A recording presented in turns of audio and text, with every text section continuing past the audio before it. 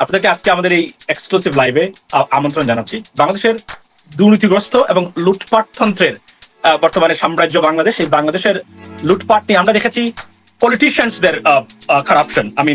যেখানে সরকারি হিসাবে 1,18,000 কোটি টাকা পাচার করেছেন তারা বিদেশে, সেখানে এখন নতুন যুগ হয়েছে, নতুন না, এটা সবসময় ছিল। যদিও আমরা এই কথাগুলো, আমরা যারা এখানে দুজন আছি, আমি আছি আর আমরা যারা সোশ্যাল মিডিয়াতে কাজ করি, সবাই আমরা বলেছিলাম যে দুর্নীতিগ্রস্ত লুটপাট শুধু পুলিশের নয়, বেনজিরের দুর্নীতি প্রমাণ করেছে বাংলাদেশে। আমরা যে কথাগুলো বলেছিলাম অতীতে, নিজ দায়িত্বে তারা প্রমাণ করে গেছে যে কতটা লুটপাটতন্ত্র এবং নৈরাজ্যজনক অবস্থা বর্তমানে বাংলাদেশে বিরাজ করছে।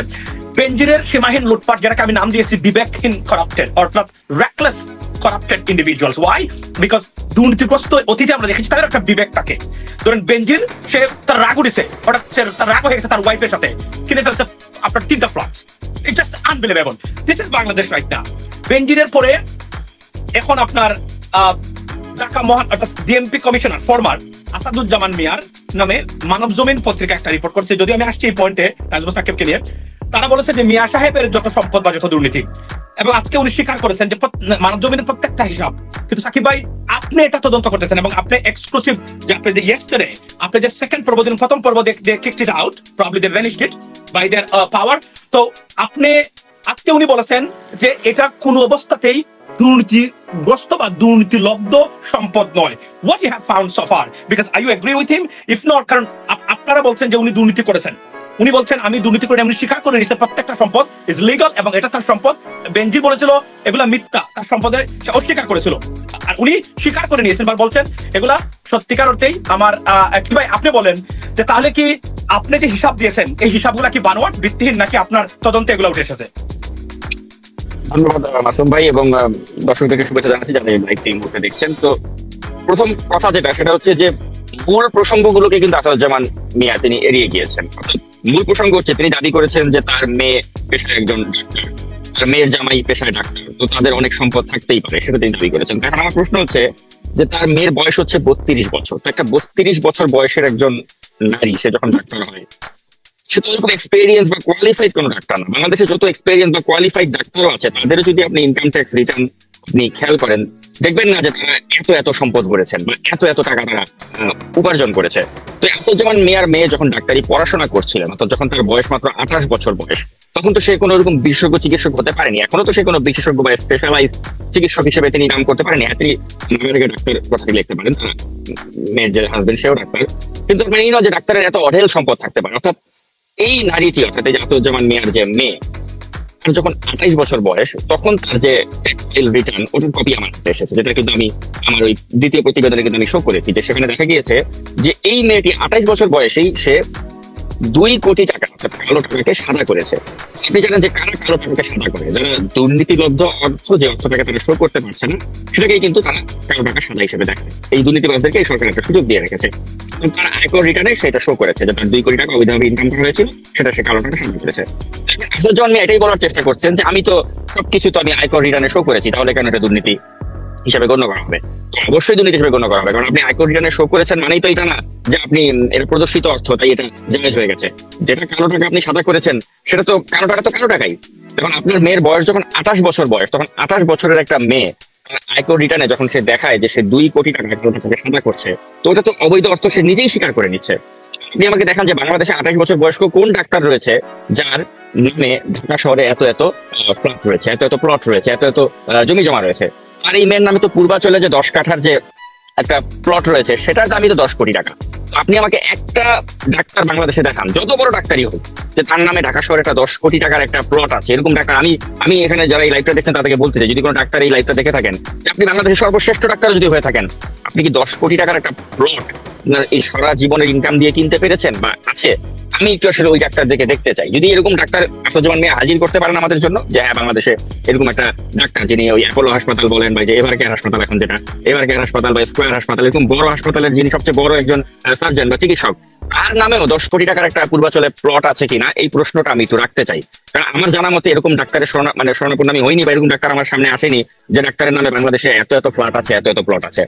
আর মেয়ে একটা 32 বছর বয়স্ক ডাক্তার, যার তেমন নাম ডাক নাই, তেমন কোনো তার চেম্বার নাই, অফিস নাই, এরকম কয়টা রোগী সে সারা জীবনে দেখেছে, সেই প্রশ্ন আমার রয়েছে।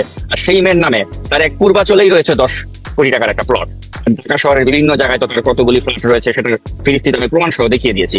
তো এখন তিনি যখন এই যে বলছেন যে তারা এগুলি দুর্নীতি করে অর্থগুলো তিনি লাভ করেননি, আমার প্রশ্ন হচ্ছে দুর্নীতি যদি নাই করেন তাহলে তার মেয়ে কেন আয়কর রিটার্নে 2 কোটি টাকা কালো টাকাকে সাদা করলো যখন তার বয়স 28 বছর? না এখন এখন এটাও তো যে তার মেয়ের আসলে মানে আয়ের উৎসটা কি, মানে ডাক্তার হতে পারে কিন্তু ডাক্তার হয়েই সে এত টাকা মালিক হলো। আপনি একটা বলছিলেন যে তার উনি একটা বিল্ডিং 1 কোটি টাকা লোন নিয়েছেন কিন্তু বিল্ডিং বানাতে খরচ করেছেন 20 কোটি টাকা, এটা বলেছেন আপনার এই রিপোর্টে। বিল্ডিং জি জি, এটা হচ্ছে কি মানে যারা এই ধরনের চোর বাটপার তারা করে কি, এই বেনজির এই কাজটা করেছে। বেনজির বলে কি যে আমি তো এটা ব্যাংকের লোনে এটা করেছি, তো এটা তো ব্যাংকের কাছে দায়বদ্ধ, তো আমার তো এটা আসলে আমার যদি অবৈধ টাকা থাকতো তাহলে আমি ব্যাংকের লোন দিয়ে এটা করতাম। এটা হচ্ছে যারা এরকম বড় বড় দুর্নীতিবাজ তারা লোক দেখানোর জন্য করে কি ব্যাংকের থেকে নাম করা একটা লোন। ধরুন আপনার একটা 20 কোটি টাকার একটা ফ্ল্যাট আপনি কিনলেন, আপনার কাছে ধরুন আপনি করলেন কি আপনি 19 কোটি টাকা শো করলেন, 1 কোটি টাকা আপনি ইচ্ছা করে ব্যাংকের থেকে লোন দিলেন। 1 কোটি টাকা কিন্তু তো দরকার নাই, কিন্তু ওইরকম 1 কোটি টাকা মানে ওটা কোনো ব্যাপার না, কিন্তু জাস্ট একটা লোক দেখানোর জন্য তারা করে কি ব্যাংকের থেকে ওই সাউথ ইস্ট ব্যাংকের থেকে সেটা লোন দিচ্ছে 1 কোটি টাকা। তো সে বলার চেষ্টা করছে যে আমি তো এইটা মানে সে বাজার মূল্য ধরেন ওই অ্যাপার্টমেন্ট যেটা সে কিনলো ওটার দাম ধরুন 1.5 কোটি টাকা সে কাগজে কলমে শো করবে। তো 1.5 কোটি টাকার মধ্যে সে দেখাচ্ছে যে আমি 50 লক্ষ টাকা আমি নিজে ক্যাশ দিয়েছি আর বাকি 1 কোটি টাকা ব্যাংকের লোন নিয়েছি, ওই অ্যাপার্টমেন্টের অ্যাকচুয়াল দাম কিন্তু ধরুন 20 কোটি টাকা। তো এই ধরনের দুর্নীতিবাজ বাটপার যারা তারা কিন্তু এই কাজটা করে থাকে। আমরা তো মনে করেন আদার ব্যাপারী, আমরা জাহাজের খবর রাখি না, কিন্তু তারপরে এখন আমাদের এই সাংবাদিকতা সূত্রে কিন্তু এগুলো জানতে হচ্ছে। আমি জানতে গিয়ে দেখলাম যে এই ধরনের যারা কালপ্রিট তারা এই কাজটা করে বাংলাদেশে। তারা করে কি একটা 20 কোটি টাকার অ্যাপার্টমেন্ট সে কিনতে যাবে, তো সে করে কি ওটাকে বাজার মূল্যে কাগজে কলমে দেখাবে 1.5 কোটি টাকার অ্যাপার্টমেন্ট। তো এই 1.5 কোটি টাকার মধ্যে আবার সে 1 কোটি টাকা ব্যাংকের থেকে লোন নেবে। আর তারা তো ব্যাংকে চাইলেই তো লোন পায়। আমি আপনি গিয়ে যদি ব্যাংকে লোন চাই আপনাকে দেখবেন 1 লক্ষ টাকাও তারা কিন্তু লোন দিবে না। এই ধরনের চোর বাটপাররা 1 কোটি টাকা লোন চাইলে কিন্তু তাদেরকে দিয়ে দেয়। আমাদের প্রবাসী ব্যাংক কল্যাণ ব্যাংক কি প্রবাসীদেরকে লোন দেয় না? জি, আপনি অন্য বিষয়। তাহলে আমি আসছি এই জায়গাতে, তাহলে আপনাদের অনুসন্ধানে কত কত কত কোটি টাকার সম্পদ মনে হয় আপনারা পেয়েছেন আপনাদের অনুসন্ধানে? আমাদের কাছে যে কটা মানে নথিপত্র আছে, নথিপত্র ঘেটে আমরা পেয়েছি টোটাল প্রায় 250 কোটি টাকার মানে তার অ্যাসেট, তার এবং তার স্ত্রী এবং কন্যাদের প্রায় 250 কোটি টাকার সম্পদ আমরা পেয়েছি। ওগুলো হচ্ছে মানে জাস্ট কাগজে কলমে, কিন্তু এখানে ব্যাপারটা হচ্ছে কি তারা কিন্তু প্রাইস কমিয়ে দেখিয়েছে। অর্থাৎ মনে করুন পূর্বাঞ্চলের যে 10 কাঠার একটা প্লট সে কিনলো যেটা বাজার মূল্য হচ্ছে 10 কোটি টাকা, এখন ওইটাকে সে দেখাচ্ছে ধরেন 2 কোটি টাকা বা 1 কোটি টাকা, সে অল্প করে দেখাচ্ছে, মানে মূল বাজার দরের থেকে 5 গুণ 6 গুণ দাম কমাচ্ছে। মানে এমন হয়েছে যে মনে করুন একটা প্লট যেটার বাজার মূল্য আছে 4 কোটি টাকা সেটাকে সে দেখাচ্ছে 10 লাখ টাকা সে কিনেছে। তো এইভাবে ওই প্রাইসটাকে বাজার মূল্যের চেয়ে অনেক গুণ কম সে দেখাচ্ছে। কিন্তু আপনি যদি প্রকৃত বাজার মূল্যকে হিসাব করে এগুলোকে কাউন্ট করেন তাহলে কিন্তু এগুলো 1000 কোটি টাকা ছাড়িয়ে গিয়েছে। এখন আপনি মনে করুন ওই শায়েস্তা খান আমলে তো আমরা নেই, কিন্তু তার ওই দলিলগুলো দেখে আমার কাছে মনে হচ্ছে শায়েস্তা খান আমলে সে জমিগুলো কিনেছে। যে জমির দাম 10 কোটি সেটা আপনি দেখাচ্ছেন 10 লাখ। এইভাবে দেখালে তো হবে না, এই কাজটাই তারা করেছে। এখন এই কারণে কিন্তু যে চোরের মায়ের বড় গলা একটা কথা আছে না, তো তার বড় গলা হওয়ার কিন্তু পিছনে এটাই মূল কারণ যে সে বড় গলা করে বলার চেষ্টা করছে আমি দুর্নীতি করে কিছু করিনি। তো তারা তো সবাই আগে বলা উচিত যারে বেটা তুই 10 কাঠা একটা জমি পূর্বাচলে তুই কি করে এত অল্প টাকায় তুই পেলি? আমরা তো পূর্বাচলের বাজার মূল্য জানি, একটা পূর্বাচলে একটা কাঠার একটা প্লট কিনতে গেলে কত টাকা লাগে এটা আমরা সবাই জানি। আপনি আবাসন ব্যবসার সাথে যারা আছে তাদেরকে জিজ্ঞেস করুন। তো সে কোন আলাদিনের চেরাক দিয়ে সে এই 10 কোটি টাকার একটা প্লট সে এরকম নামমাত্র মূল্যে কিনতে পারলো? তো এগুলি যে পুরোটাই ধান্দাবাজি বাটপারি এটা তো একদম চোখের সামনে স্পষ্ট। পরেও যখন সে লাইভে এসে বড় গলায় বলছে আমি দুর্নীতি করে কিছু কামাই করিনি, এটা অপপ্রচার, তখন আসলে কি বলবো? আমার তো মনে করেন পায়ের জুতা খুলে তো আসলে যদি সম্ভব হতো আমি পায়ের জুতা খুলে ওর গালের মধ্যে মারতাম। কিন্তু এখন এইসব নির্লজ্জ কি করবে? এখন সে নির্লজ্জ আছে। এখন যেটা হবে কি আসলে আমাদেরকে আগামী দিনগুলোতে আরো বড় কিছু, অলরেডি তো অনেক বড় কিছু আমি এক্সপোজ করেছি, লজ্জা আছে এমন কিছু এক্সপোজ করতে হবে যখন মুখ বন্ধ, যেমন বেনজিরের মুখ বন্ধ করতে হবে। কিন্তু আলটিমেট যে জিনিসটা প্রয়োগ করেছি যে নারী গঠিত কেলেঙ্কারি করে বললাম যে তোর যদি সাহস থাকে তুই এটা কাউন্টার করলে তোর বিরুদ্ধে আমি বলি এই তো গেল একটা ফেরিস্তি। এখন উনি যে কথাটা ওনার বক্তব্যে আজকে বলেছেন যে আমাদের আসলে সবাই খুব সংক্ষিপ্ত, তারপরে বলি উনি বলেছেন এখানে যে এরা যারা করতেছে এরা হচ্ছে সাইবার সন্ত্রাসী, ঘুরে ফিরে একই শব্দ যারা আমাদেরকে অতীতে বলেছে সাইবার সন্ত্রাসী এবং যারা সরকারকে বদনাম করা, বিদেশিদের কাছে সরকারের মান সম্মান ক্ষুণ্ণ করার কারণ মানে অভিপ্রায় নিয়েই এই কাজটা ওরা করেছে। উনি এই কথাটাই বলেছেন আজকে বেসিক্যালি। এবং তিনি এখানে মানে তিনি একদম ডাইরেক্ট বলেই দিলেন যে এই যে ভদ্রলোকের দাড়ি কি সুন্দর, মনে হবে হজ করে কি সুন্দর, দেখেন আহারে দাড়ি রেখে কি সুন্দর। সারা জীবন মানুষ গুম, দুর্নীতি, লুটপাট এবং মানুষের অধিকার কেড়ে নেওয়া এই কালপেট এবং নরপিশাচ গুলো আজকে দাড়ি রেখে, এজন্য বিশ্বাস করেন দাড়ি রাখতে গেলেও আলেম ওলামাদের কাছ থেকে অনুমতি নেওয়া দরকার। এখন যে আপনি দাড়ি রাখতে গেলে আপনি একটা সংস্থা থাকা দরকার যে আপনি দাঁড়িয়ে রাখতে চান ইসলামের লেবাস সুন্নত, রাইট? It's okay. শরিয়া বোর্ড থাকা দরকার যে আপনি মুসলমান হিসেবে যদি দাঁড়িয়ে রাখতে চান। আর এমনি যদি আপনি দুর্নীতিবাজ, লুটপাটকারী, খুন গুমের নির্দেশ পালনকারী আপনি রাখতে চান, ইউ আর ওয়েলকাম। বাট মুসলমান হিসেবে যদি আপনি দাঁড়িয়ে রাখতে চান, তা শরিয়া বোর্ড থেকে অনুমতি নেওয়া দরকার। এই বোর্ডটা কি করবে? দেখবে আপনার অতীত গেটে আপনি কি কি মানে কুলাঙ্গরের মতো কাজ করেছেন, দুর্নীতি করেছেন কিনা, খুন করেছেন কিনা, গুম করেছেন কিনা, রোজা রাখতেন কিনা, নামাজ পড়তেন কিনা, এগুলো সব দেখে দাঁড়িয়ে রাখার অনুমতি দেওয়া উচিত বলে দেওয়া। এই দেখেন তার অবস্থাটা দেখেন কি সুন্দর, নাইসলি শেপ করেছে আর দাঁড়িয়ে রাখছে, মনে হচ্ছে হাজি আসাদুজ্জামান মিয়া। গো হেড। এখন এই যে আপনি যে বললেন যে দাঁড়িয়ে রেখে সে আয়াত অপকর্ম করেছে, সবচেয়ে বড় কথা কি, সে তো বিএনপির অসংখ্য নেতাকর্মীকে থানায় এনে নির্যাতন করে মেরে ফেলেছে। যেমন জনি নামে একজন বিএনপির নেতা, তাকে থানায় ধরে এনে এমন নির্যাতন করে মেরেই ফেলেছে, এবং এটা সম্পূর্ণ আসাদুজ্জামানের নিজের নির্দেশে মারা হয়েছিল। তো পরবর্তীতে কিন্তু জনির বাবা আসাদুজ্জামান মিয়াকে আসামি করে এবং সাথে আরো 14 জন পুলিশ কর্মকর্তা সহ মোট 15 জনকে আসামি করে জনির বাবা কিন্তু একটা মামলা করেছিল।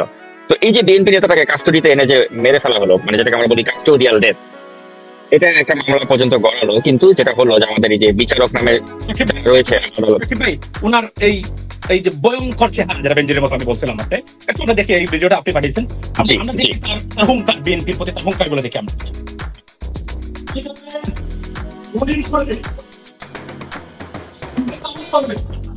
কোনো চিন্তায় হাজামি গরম পানি কোন ইনশাআল্লাহ আমরা এই প্রিয় থাকা মহরমকে আমরা দেব না।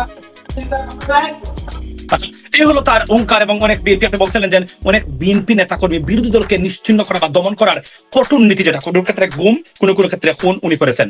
আজকে ভদ্রলোকের দাঁড়িয়ে রেখে আসছে সাফাই গাইতে তার সম্পদ। Last we have over 2 minutes left, so they're going to go pick up Fardin right now.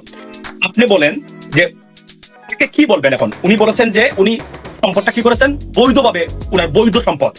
আপনি উনার প্রতি, আপনি যেহেতু এটা বের করেছেন এবং আপনাদের ভিডিও তারা অলরেডি কি করেছে, এই আপনার সরিয়ে দিয়েছে ইউটিউব থেকে সম্ভবত একটা।